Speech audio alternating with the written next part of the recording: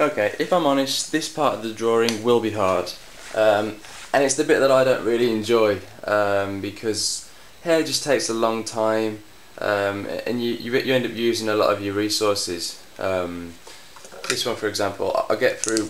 If I just pull this out, I'll get through quite a lot of these,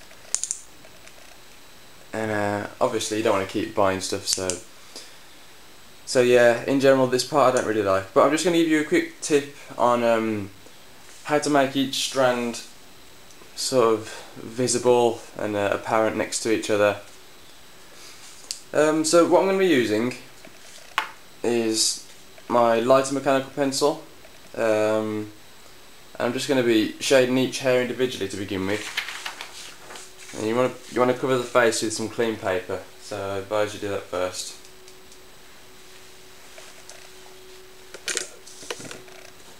I'll just move this down. Right, well, we're going to be working on this bit of hair here. Okay, nice and sharp. To begin with,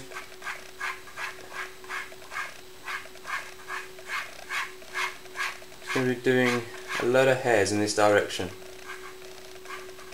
think there's a gap there. The good thing about hair is you can just, do more strands and you'll get the shape right again, if you got the shape wrong in the first place. So it's easy to change. But yeah, I'm just using the pivot of my hand, which is the wrist, or my little finger's knuckle. I'm just pulling down to make strands of hair. You don't want to press down too hard.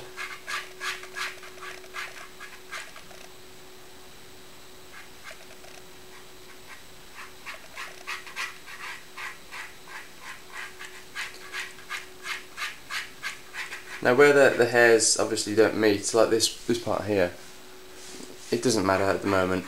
You'll be able to get it to join later on.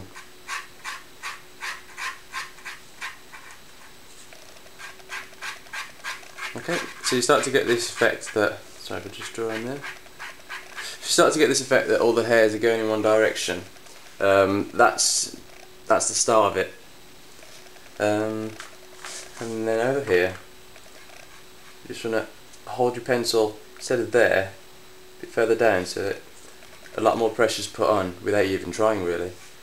And you're working from the side, to show you here, from the side of the hair outwards, because that's where the dark's coming from.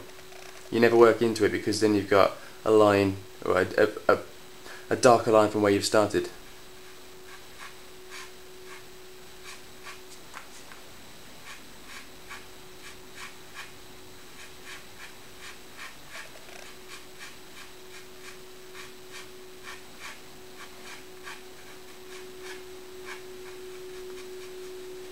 Okay.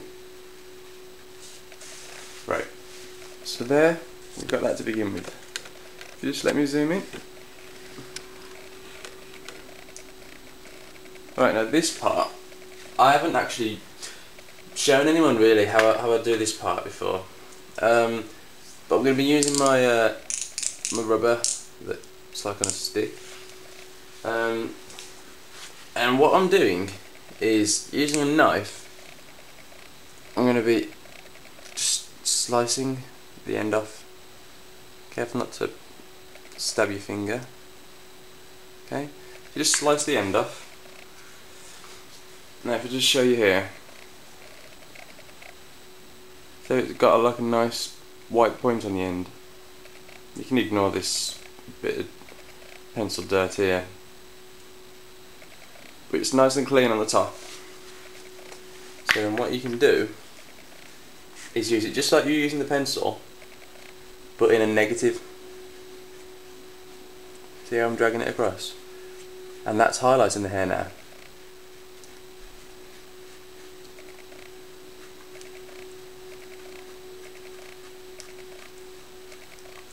And then if you want, you can just work back into it again with the pencil.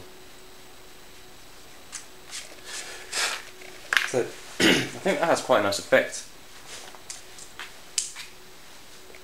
You can just keep working back into it, and the areas where you've rubbed out there obviously be the shine. But that works really nicely. Quite happy with that.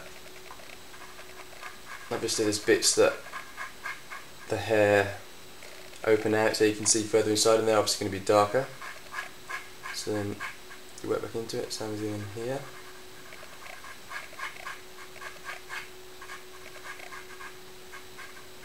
And if you think, oh no, I've done too much there, just rub it out again. Okay. And it really is as simple as that.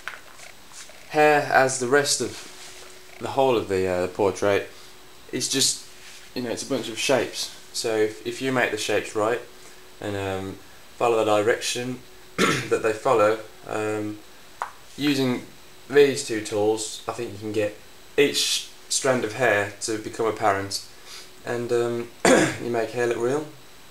So give that a go.